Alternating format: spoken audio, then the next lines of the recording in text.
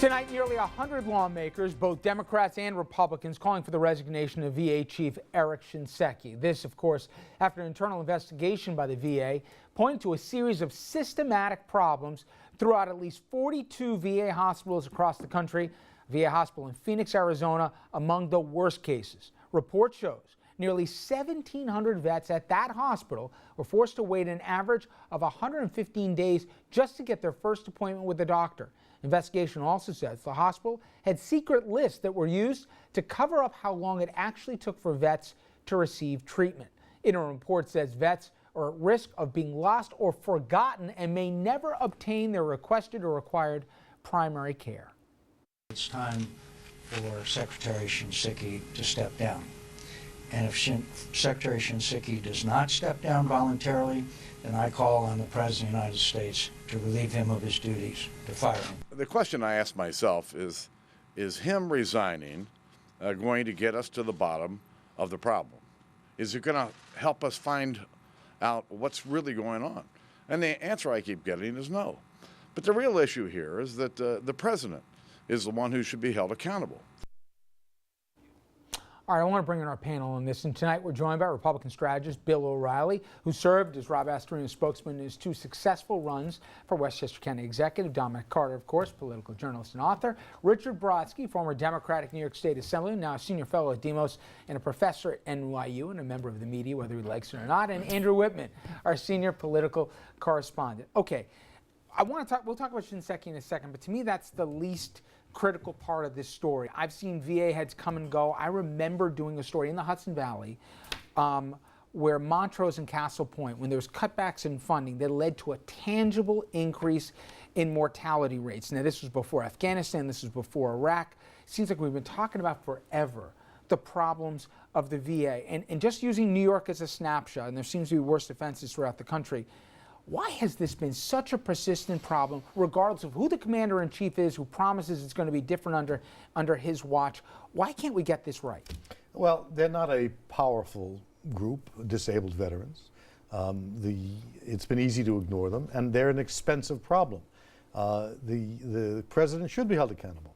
So should the Congress. So should the House of Representatives and the Senate, which have turned down legislation to deal with the 1.5 million new disabled vets who need care and to pay for them. This is one of those catastrophes where the last thing anyone should be doing is pointing fingers at Shinseki or at anybody else.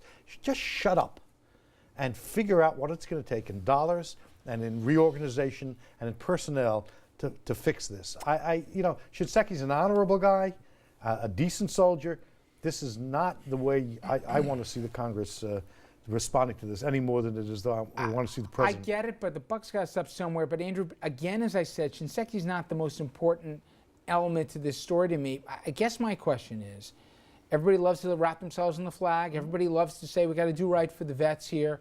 And even with all the attention, not only is there mismanagement, but there's borderline fraud going on here.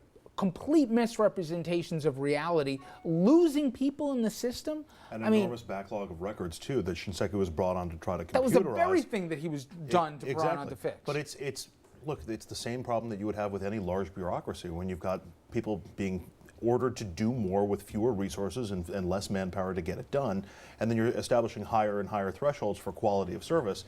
You're going to lead to bureaucrats on the ground. It looks like it doesn't appear as this was organized at any sort of national level, but it's going to lead to individual organizational chiefs cutting corners to try to make the numbers match up. I mean, I think you see this in the business world all the time. You see this in other elements of government. But this is the part I don't get, Bill, because for me, there's hard political problems to solve, and in this one, I think this is an easy one. If I'm Shinseki, I come in and say, time out, guys. You brought me in to fix a problem. You're giving me 50 cents on a dollar for what I need to do here. Or look at what we're dealing with. If he's upfront and transparent, now the administration might not love him for it, but he's bulletproof at that point and people know it. If a lawmaker goes in and says, I propose we double the funding here for these guys who fought on the front lines for us, you think you're going to lose an election on that? Right. I mean, to me, this is like manna. I mean, you can't. Where's the downside to speak up for this constituency, but yet everybody only waits till somebody is caught red-handed, it's screwing up, and then they want his hide, but they're not fixing the problem. I mean, I think that's right. I think on one side, this suggests that the federal government probably isn't very good at running a hospital system, but it has to. There's no one else going to run the VA. I agree with Richard. It's inexcusable for this not to happen. Whatever it costs, spend it.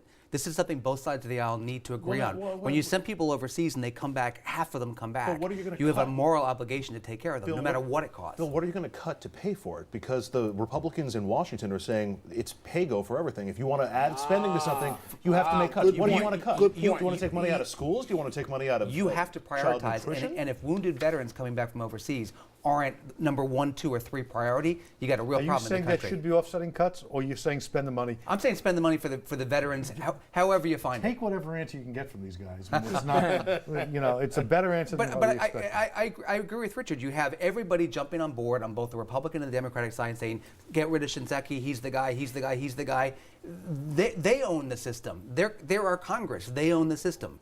I mean, getting rid of Shinseki doesn't do anything. I think at the end of the day, he probably falls. I think the president asked him to go, And I but it get doesn't why fix he anything. goes, but Dom, these guys have said it. I get certain problems that are I too don't hard to get fix. why he goes. This one, He's being scapegoated. I don't get it. This problem goes back, documented, at least 10 years. I hate to admit it, but Brodsky is right. And so, yeah, I really hate to admit it. I really do. Oh, he'll lord over you, but yeah, go ahead. But this problem goes back easily 10 years. So this is not a Democratic problem, even though if it happens on your watch, you own it. So President Obama, you own this problem. But this goes back to even Republican administrations. The bottom line is they're cooking the books to make appointment times based on their own Inspector General's report look like they're doing a much better job, and it's disgusting. You know, there's a political move for Obama in which he takes responsibility, gets rid of Shinseki, and puts a bill before the Senate and the House saying spend more money. There's a tripartite move that he could make that would force a lot of people to do things they don't want to do that need to be done. It's going to be very interesting to see is if he there a takes more it. efficient way? I mean, there's money. More money's got to be spent, and I've seen just doing this story before in different ways. Money does translate into care. I get that. But is there a more efficient way to do this? Some of what I've run into is you're heading to dangerous territory. Because those people want to use this as an excuse to privatize the veterans' care. I'm not going there, Richard. What I'm saying is, I learned. I said, wait a second. Half the reason the guys, even when they're offered not privatized care, but to see another physician other than at the VA, there's a comfort level. They want to go to the place where they know guys that can relate to them and everything else. The transportation becomes a huge issue. They got to get the vans to get them from point A, from the house to the hospital. It just seems that for a system that isn't by definition a well-run machine, there's these additional hurdles that put on it that make it go from difficult to near impossible to get it right. There are all kinds of special issues here. What everyone should do is pull their ideology, pull their politics back, let the president step forward. That's impossible, and you know that's impossible. No, first of all, I don't know that it's impossible. Your cynicism about government is not well founded. How about making I disagree, how Counselor. about making this part of war funding? If you're going to spend the money to put troops in harm's way, at the same time, you better put money aside to care for That's them. a very good point. idea. I think it's a great That's point. a very good idea.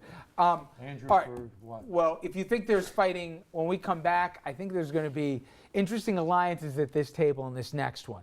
NSA leaker Edward Snowden spoke out national security, talked about spying and privacy rights, all important issues. But he says at the end of the day, no, he's not a traitor, but that he's a patriot and he did America a favor. We'll see who falls on what side of that question when we come back after the break.